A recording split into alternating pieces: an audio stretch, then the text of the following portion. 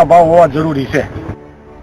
નોટબંધીનો આજે 29મો દિવસ છે, છતાં પણ બેંકમાં ભીડ ઓછી થવાનું નામ નથી લેતી। સામાન્ય લોકોને જીવન જરૂરિયાતની વસ્તુઓ ખરીદવા માટે પૈસાની અગવડ પડી રહી છે, ત્યારે જામનગર બેંકના અધિકારીઓની અને કાળા બજારિયાઓની મિલીભગત સામે આવી છે। જામનગરમાં એક અઠવાડિયામાં 2 વાર નવી નોટો સાથે આરોપીઓ ઝડપાયા હોવાની ઘટના બની છે। આ ઝડપાયેલો જથ્થો બેંકના અધિકારીઓ અને કાળા બજારીઓની મિલીભગત સ્પષ્ટ કરે છે। ખંભાળિયાના જાણીતા વેપારી દિલીપ દંતાણી પાસેથી 9.36 લાખના 2000ના દરની નવી ચલણી નોટો ઝડપાઈ છે। જોકે પોલીસે 10 લાખની નોટો સાથે ધરપકડ કરી છે અને ઝડપાયેલા વેપારીએ કમિશનથી નોટો લીધી હોવાનું સામે આવ્યું છે, જેથી ઇન્કમટેક્સ વિભાગને જાણ કરાઈ વધુ તપાસ હાથ ધરાઈ છે।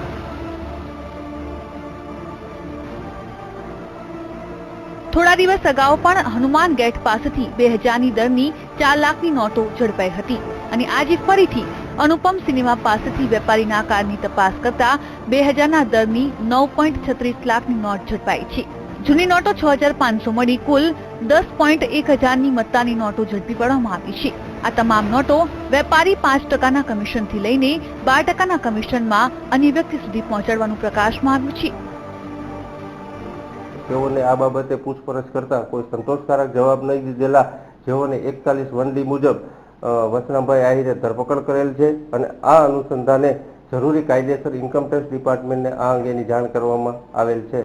એ ટોટલ 468 નોટો છે, બરોબર। તો એ સિરિયલ વાઇઝ હતી પ્રાથમિક તપાસમાં એને એવું કીધું કે આ 5% લઈ આવ્યા 12% આપવાના છે, પણ હજી તો વધારે પૂછપરછમાં જ ખ્યાલ આવશે આપણને।